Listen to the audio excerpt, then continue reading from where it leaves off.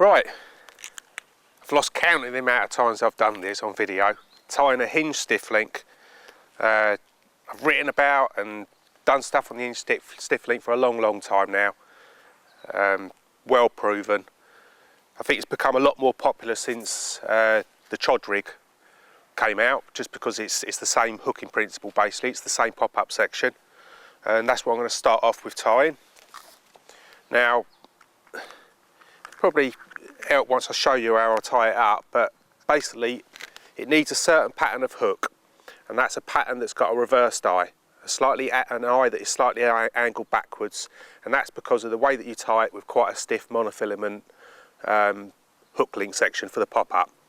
So that eye is very important, and with the Ace ones, this is a size 6 and we've got it absolutely perfect, and they're nice, they're sharp, strong, everything I look for in a stiff rig type hook.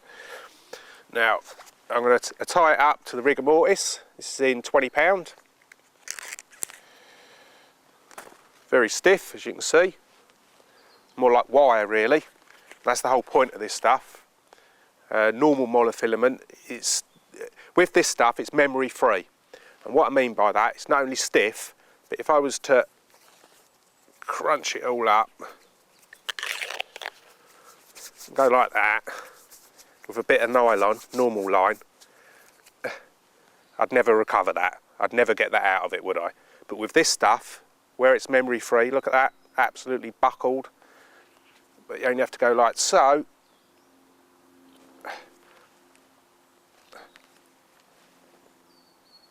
And you can see it's completely recovered. So that's why it's important to use a memory free, a very stiff memory free mono hook link section for the pop-up. Alright, like I say, got size 6.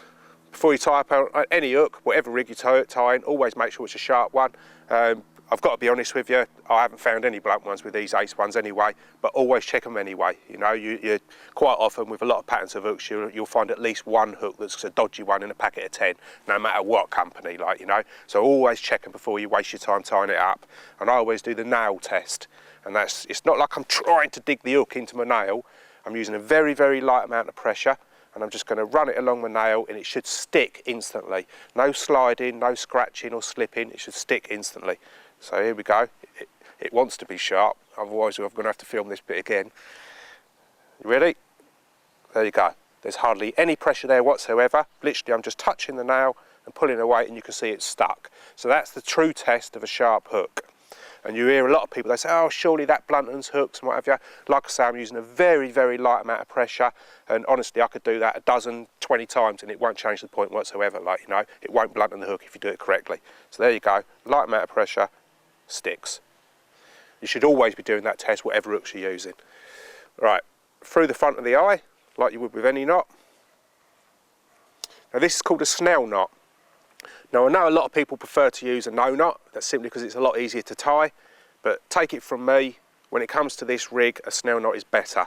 Like, you know, it's a tighter knot, it's not loose like a no knot, and it hasn't got that final loop that goes around the outside of all the turns.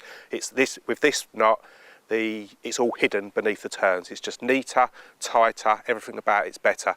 And it's basically a whipping knot. You know, this is the hook, a knot that I used to use years ago when I used to use a certain pattern of hook called Kim Ruiz, which were a spade end pattern. Very unusual to get big hooks in a spade end pattern. You know, nearly they're always eyed, especially nowadays. But back then, these were a big hook. They were a size 12 Kim Ruiz, but they were really like a size 4. But they were spade end, and this was the knot I used to use with them. So basically, it just followed on, and that's what I ended up using with hinge stiff links and what have you, hinge stiff links and choddies. Right, before I lose you, like I say, I've put the hook on. I'm forming a big loop, like so. So I'll probably lose you at this point, but. And now basically, to try and explain it a bit simpler, if you imagine there was a break in that there. So you've got 2 pieces of line here and a piece there. Obviously it's not, it's 1 piece. But imagine that's 2 bits and that's another bit. And basically the idea is to wrap this section around those 2 bits. So wherever you find it easiest to do that, then do it that way. The way I'm going to show you is how I find it easiest, but I know from the looks on people's faces when I'm showing them how to tie this rig, a lot of people, they get lost at this point. Right, so this bit is going to be wrapping around there, and basically I do it with a bit of a twist. So there's the first turn, second turn, third turn, fourth turn, and you want sort of 7 or 8 turns. We'll do one more. Obviously, the more turns, the bigger the loop. The higher up the hook, the higher up the shank, the pop-up will be positioned. So with a size 6, about 7 turns is about right. If I was using a 5 or a 4, I might go up to 8, even 9 turns. So now remember, this is very, very stiff. If I was to let that go slack, it's all going to go pear-shaped. The knot's going to go all loose and undone. It's not going to look very nice at all. So always keep this under tension. Now, I'd say with any knot, always wet it before you're tightening up, especially when you're using a mono type hook link. Not so bad with braid, but with mono, it's important to wet this knot beforehand. That way you avoid damaging it when you tighten the knot up. So just wet that down. Remember, keep this taut. Let that go slack, the knot's going to go pear-shaped. So keep that taut, pinch that with your fingers, and then tighten that loop. Oh, tighten that loop out of it.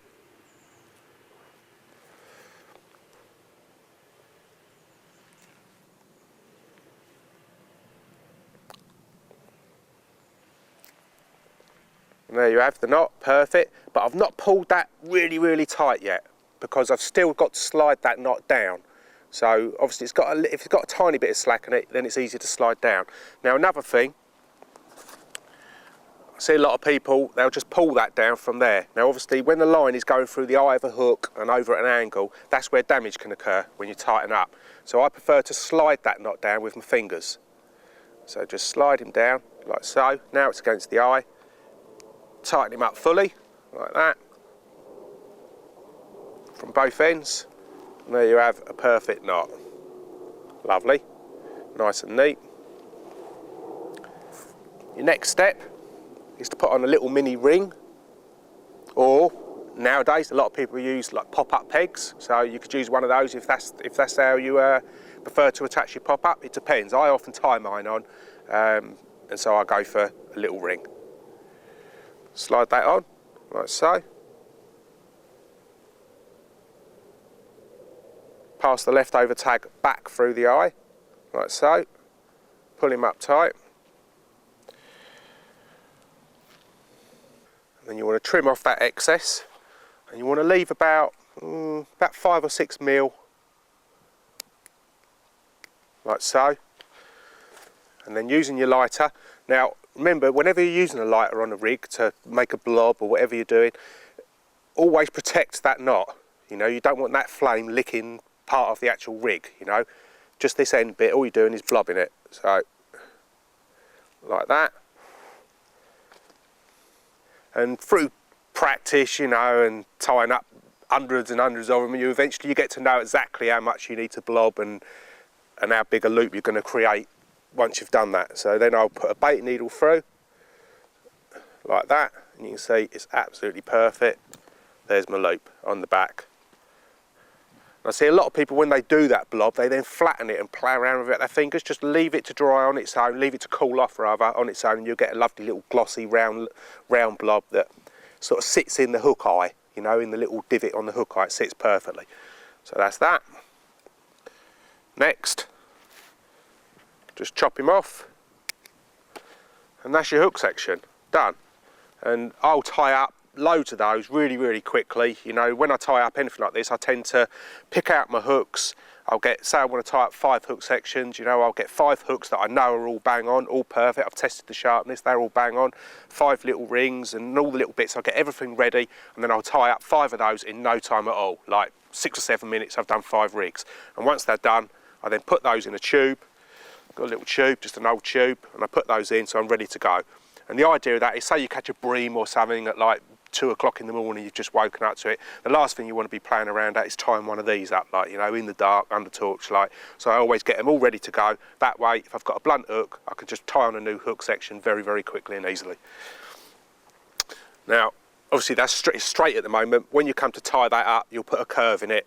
And again, you know, I've seen like tools, especially to curve chod sections and all this malarkey. None of it's necessary, not when you're using the right material. If it's truly memory free, you should be able to tweak it to exactly how you want it. And you can see just while I'm talking to you now, I've run my fingers along it, curving it like so, and you see it's perfect.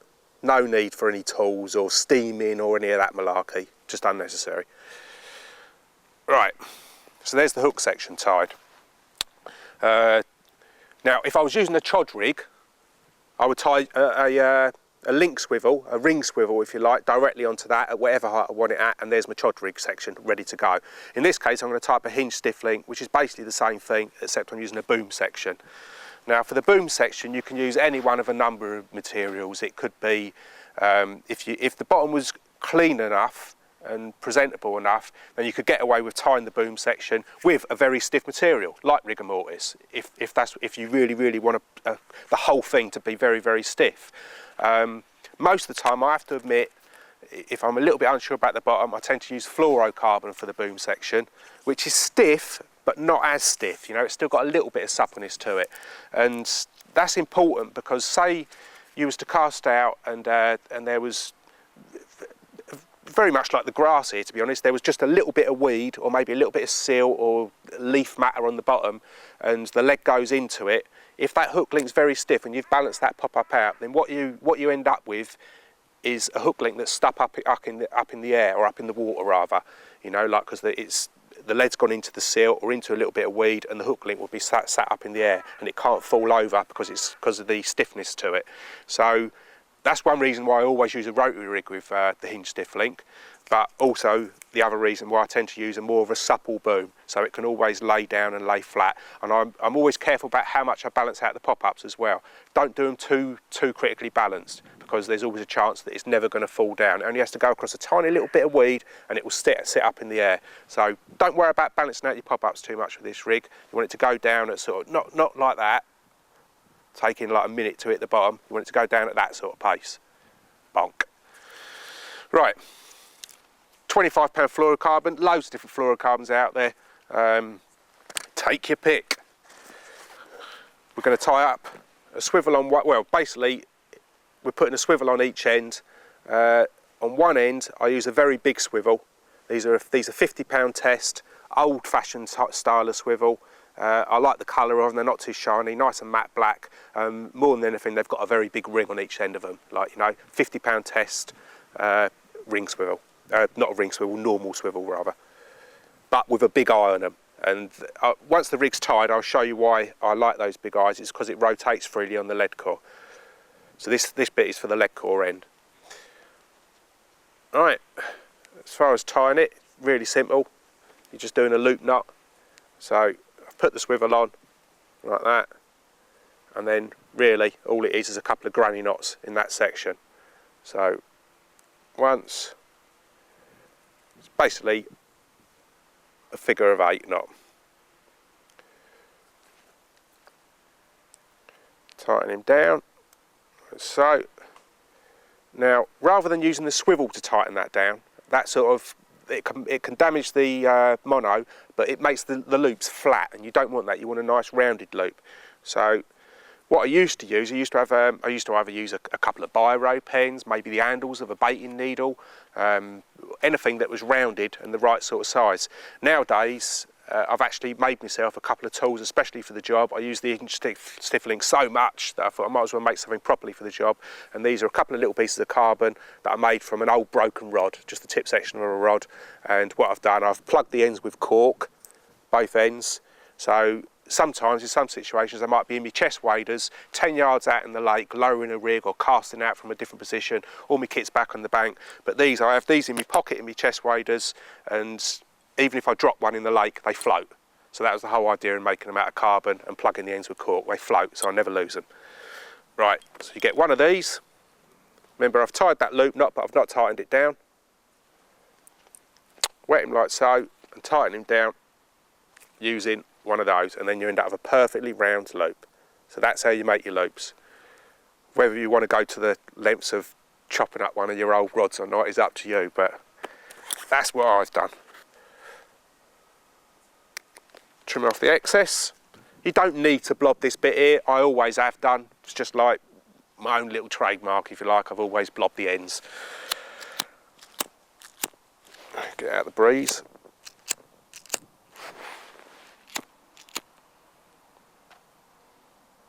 So Obviously in doing that I've buckled over the loop, so you'll see while I'm tying this I'm forever straightening it out and rounding off the loops again. So there you go, perfect. Some people prefer to just tie a ring swivel directly onto the end. It has the same effect, you know. It's a hinge at the end of the day, that's all I'm creating.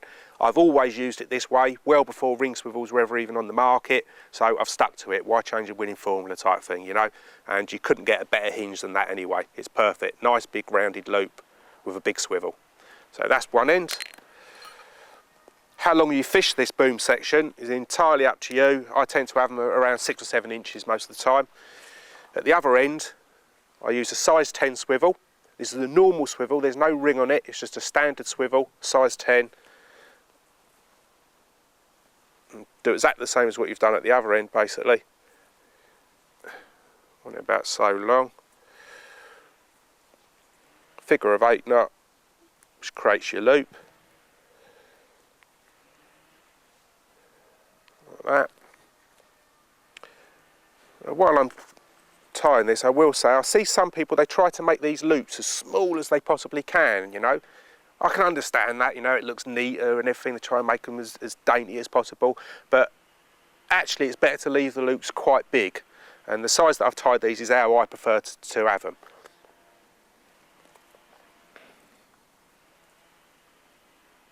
The bigger the loop, it actually gives the bait more movement at the hook end.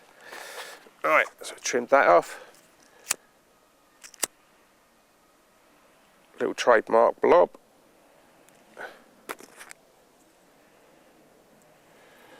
And then one end. We have a carbon tool on this end, like so. Give it a pull, straightens it all out nicely. And forms perfectly rounded loops.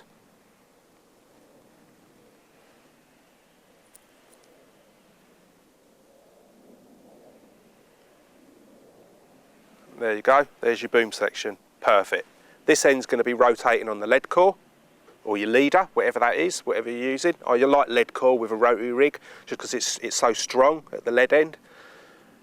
And obviously this end, I'm going to attach the pop-up section to. Now once you've tied one of these booms, that's going to last you a long, long time. Honestly, you know, obviously you're going to change the hook quite regularly, but you're just snipping that off, taking off the putty, snipping that off, and then putting on a new hook section. But the boom will last you a long time. In fact, I quite often end up changing them simply because I've been using them for so long that the swivels turn silver, where the coatings wore off it, where I've had it for that long, like, you know, so. If it does look complicated to any of you, then don't worry about it, because once you tied it up, that's going to be on your rods for a long, long time. Just like your lead core leader, it lasts a long time. Right, now we get our hook section. Now this is something, again, whenever I've tied these up at shows, I know a lot of people try to tie too complicated a knot when they're tying the hook section to the swivel. You know, they might try to use a grin and knot or whatever. There really is no need. Now I showed you earlier on when I screwed this rigor mortis up and then straightened it, just how stiff a material it is. Now I don't know if any of you have ever done pike fishing or anything years ago, or used wire trace. You know, a bit of wire trace, if you was to put a swivel on the end, you could literally just spin the swivel round and round and round. Like there's a trick where you can do it with your forceps, like, you know, and you can spin it. But basically, you can get away without even having to use a crimp, just because of the nature of wire. It's so very, very strong, and it won't come undone. Now, this isn't quite wire, do you know what I mean? But if you imagine it as a cross between mono and wire, you can see it's very, very stiff, and you can get away with knots that you wouldn't otherwise be able to use with just a standard mono. And in this case, I use literally just a 2-turn blood knot. It's not even a complete blood knot, really. It's not tucked. So we're going through the swivel, like so. I could tie this a centimetre long if I wanted to, but I prefer to have it at about 1.5 to 2 inches of actual rigor mortis, that is. So like so, and literally all you're doing is once, twice, go back through the loop that's been created. I'll show you this before I tighten it up fully. And there you are. That's 2 turns round and then once tucked through the loop. That is it. And if I was to do that with normal line, obviously it's not tightened up fully yet, but if I was to do that with normal line, then it's quite likely to slip and then break. You know, once mono slips, then it weakens it greatly and it will break. But with this stuff, it won't slip. Wet it down like any knot. tighten it up from the loose end, from the tag end, because you're going to chop that off anyway, so it doesn't matter what damage is done to that bit, you're losing it. Don't tighten it from the hook end, because then you're likely to damage your actual pop-up section. So I've tightened that. I'll tighten it fully with a baiting needle like so. Grip, hold on to the barrel of the swivel, and there we go, tight. I'll give it a proper tighten like that. That's well tight. Again, we trim off like so. Get the old lighter, blob it down like that. And that, I know a lot of people think that you blob that bit there to stop it from coming undone. It's not going to slip or come undone anyway, but that blob does come in handy because I'm going to mould a bit of putty on this section here, on the top eye of the swivel, onto the barrel and around that little bit, and it just gives you something, a little bit of extra grip to mould the putty onto, which I'll do next. A bit of putty here.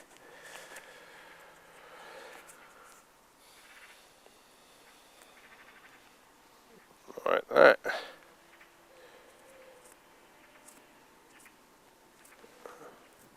That's it. Always take a bit of pride in this bit here, you know. I see some people, it's almost just like a big blob on and it's not neat, you know, it's hanging to one side and that. Neaten it off, you know, make it nice and smooth. Take a bit of pride in it. And then put your curve back into the hook section in the material. Look at it from all angles, make sure the curve's right, it's not sort of kicked off to one side.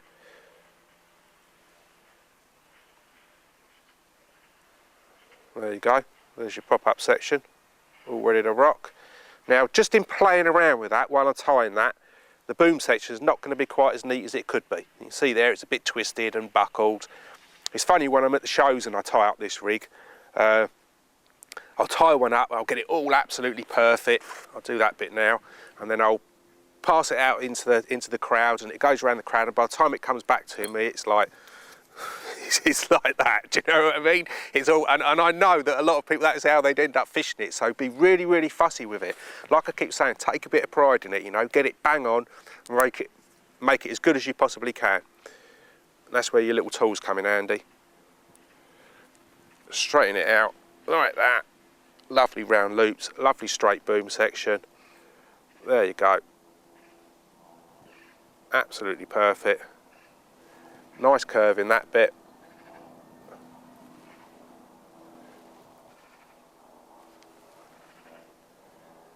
And there you are, a perfect hinge stiff link. And the only thing left to do now, not everyone does, but I prefer to, is just to ensure that that boom section goes over and lays flat to the bottom. You know, earlier on I said about sometimes it's possible to lay across a tiny bit of weed, or it might be a leaf or something at this end. And if you imagine, this is in water obviously, and this pop-ups, if it's too overbalanced, and it only has to lay across something like so, and it won't go down all the way to the bottom. So just to help it do that, I won't balance it out too much. I haven't seen the pop-up sink, not fast, not critically slow, but in between if you like, and halfway up this hook link, just to help that effect, I'll add a tiny little bit of putty, like that, which helps it fall over flat. And again, even doing that, I've buckled the hook link slightly, so I'm going to straighten it up again, get it perfect. If that gives you 0.5% extra chance of catching a carp, then it's worthwhile doing. So always get everything as neat as you possibly can. So there you are, it's a perfect hinge stiff link there. And now all that's left is to tie pop-up onto it. Now, if I wanted to use a bigger hook, say a size 5 or a 4 stiff rigger, then I'll always go for a cork ball pop-up. And obviously to make a cork ball pop-up, you have to have your own base mix and that. Whatever bait you're using, you'll get the base mix. Make up a paste. I showed you egg albumin actually that goes into the sauce. I showed you that earlier on. Well, egg albumin comes in very, very handy when it comes to making your pop-ups because it toughens up the baits massively. If you're doing a batch of pop-ups, you're only likely to be making a 1 egg mix. So to a 1 egg mix, you just put like a couple of a tablespoon is enough of egg albumin. And you can actually buy egg albumin from Tesco's in the cake section. It's called egg white powder. Very, very cheap, but invaluable when it comes to toughening up your pop-ups. Now in this case, I've used a size 6, and I know that with the lighter size 6 stiff rig hooks, I can get away with the cork dust pop-ups, which Dynamite actually sell, the Crave ones. My favourite ones, obviously, there's you've got the chocolate malt, the banana nut crunch. There's lots of baits that I've done with dynamite over the years, but I have to admit the ingredients that basically go into the Crave ones and the Source ones seem to produce a slightly more buoyant pop-up, which is more suited to chod and hinge rigs. So in this case, I'm going to use one of these. Perfectly formed, lovely smell. Now, I'll put that rig down a sec, get some dental floss out.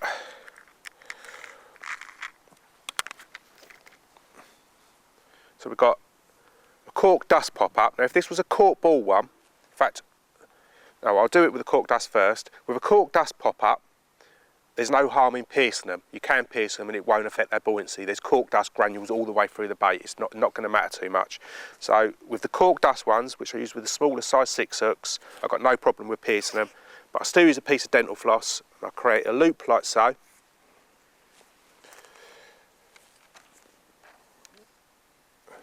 Put the pop-up onto a baiting needle. Make sure it's nice and central. Pull the loop through, like so. You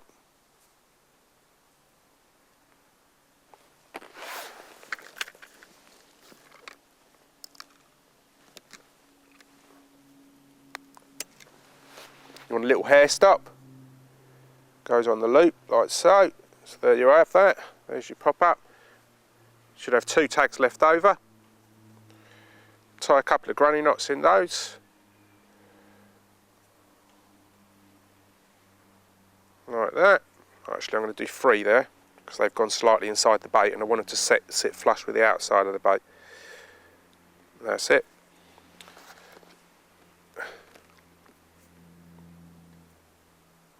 Tie them to the ring again for our faithful old granny knots.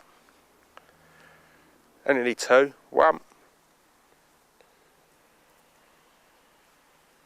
2.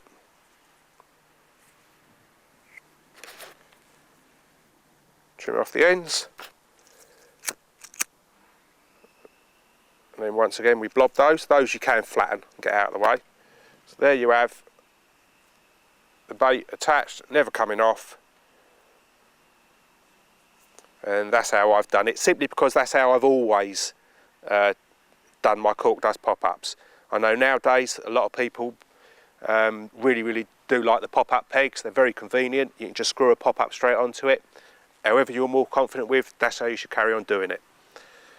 So there we go, perfect in stiff link, all ready to rock. And obviously I'll test that in the water and either add putty or whittle off a little bit of putty to get the buoyancy exactly how to get it to sink exactly how I want. And like I say, that is a cork dust pop-up.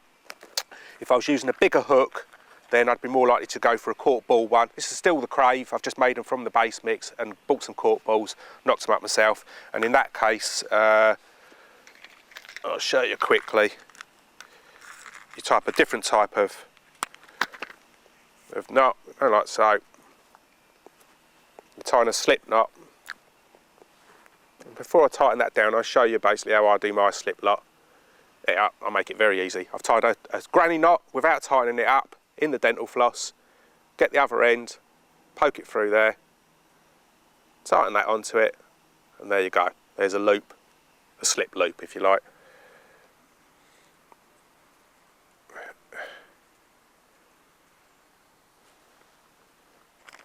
And the more you do it, the easier it becomes. But obviously when you're tying a cork ball pop-up on, you do want to tie it on like this rather than piercing it. Get the loops dead central on the bait, otherwise it could slide off. Oh, like that. These baits have been air dried, so they're very tough. What I do when I make my cork ball pop-ups, afterwards I just put them into a paper bag, just the sort of paper bag you get your fruit in, and let them to, and then I leave them on the radiator for sort of 2 or 3 days to dry off, and they get very hard that way. So there you go, just tie it on with a loop. Perfect. So I think that that's just about it, the Hinge stiff link covered. Like I say, with a cork dust one, you can get away with a smaller hook. If you want to use a bigger hook, then you might be better off using a cork ball one. Real winner. Crikey, how many places I've used that on, just about everywhere. In fact, only the other day, I caught my latest big one on this exact rig, exactly like this, size 6 hook and everything. And that was the old Northwick one. I think we'll put a picture up there so you can have a look at him. See, he's a real corker. It's just, if I'm going somewhere new especially, then I know that this isn't going to let me down. It just works everywhere I've ever gone. So there you go, the famous Hinge stiff link. Get on it.